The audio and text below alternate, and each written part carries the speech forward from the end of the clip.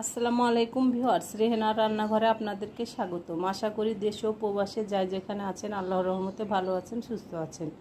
আজকে আমি আবার একটা দারুণ মজার রেসিপি নিয়ে চলে এসেছি। আজকে আমি ঢেঁড়সের একটা নিরামিষ সবজি রান্না করে দেখাবো।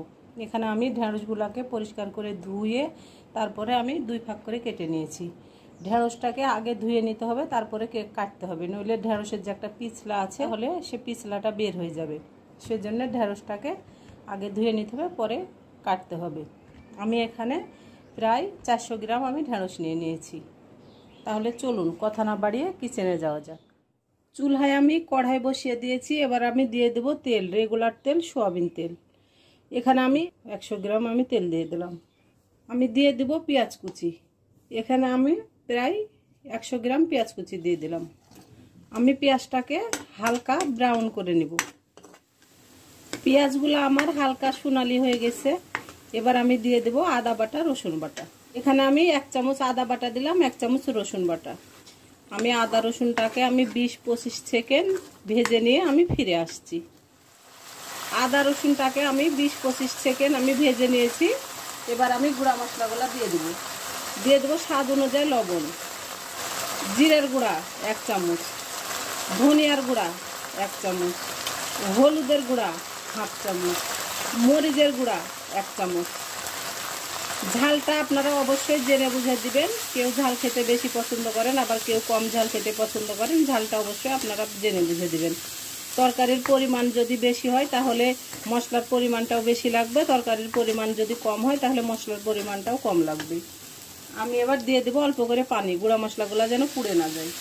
আমি এবার মশলাটাকে 1-2 মিনিট আমি কষে নেব।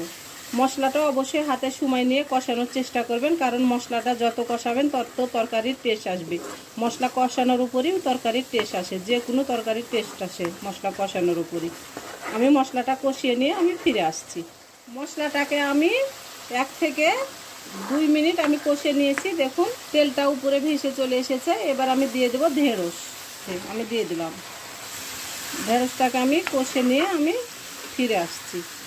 এখানে আমি দিয়ে দিব আলু। আমি মাঝারি সাইজের 2টাকে আলু আমি কিউব করে কেটে নিয়েছি। আমি আলু 2টা দিয়ে দিলাম।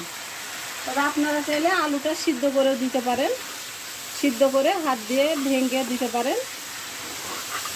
আমি এবার ঢাকনা দিয়ে ঢেকে আমি এবার ঢেঁড়সটাকে আমি কষে নিব। আমি ঢেঁড়সটা কষে নিয়ে আমি ফিরে আসি। এবার ঢাকনাটা উঠিয়ে নিব। ঢেঁড়সটার যতক্ষণ একটা কাঁচা গন্ধ আছে ততক্ষণ ঢেঁড়সটা কষে নিতে হবে। আমি ঢেঁড়সগুলোকে ভালো করে আমি 5 মিনিট আমি কষে নিয়েছি, আমি ঢেঁড়স আর আলুটাকে। এবার আমি দিয়ে দেব পানি। আমি যেহেতু ঝোল করব আমি পানির পরিমাণটা বেশি দেব। আপনারা যদি মাখো মাখো করতে চান তাহলে আপনারা অবশ্যই পানির পরিমাণটা কম ব্যবহার করবেন। এখানে পানির কোনো মাপ নাই, যা পানি লাগবে তাই দিতে হবে। আমি এবার দিয়ে দেব টমেটো কুচি। আমি এখানে মাঝারি সাইজে 3টা আমি টমেটো কুচি আমি দিয়ে দিলাম।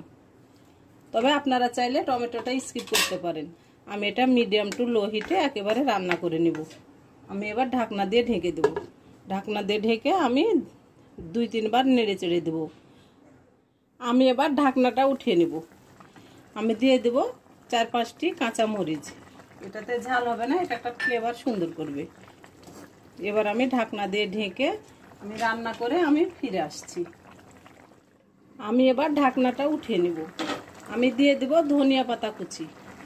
আমি এবার ধনিয়া পাতা কুচিটা দিয়ে আমি এটাকে নেড়ে চেড়ে আমি নামিয়ে নেব।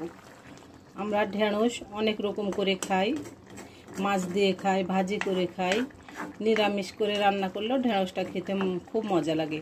আমি ধনিয়া পাতা দিলাম, আপনারা ইচ্ছা হলে ধনিয়া পাতাটা স্কিপ করতে পারেন। আমি এবার ঢাকনা দিয়ে ঢেকে আমি 10 মিনিট পরে আপনাদেরকে আমি পরিবেশন করে দেখাচ্ছি। এবার আমি ঢাকনাটা উঠিয়ে নেব।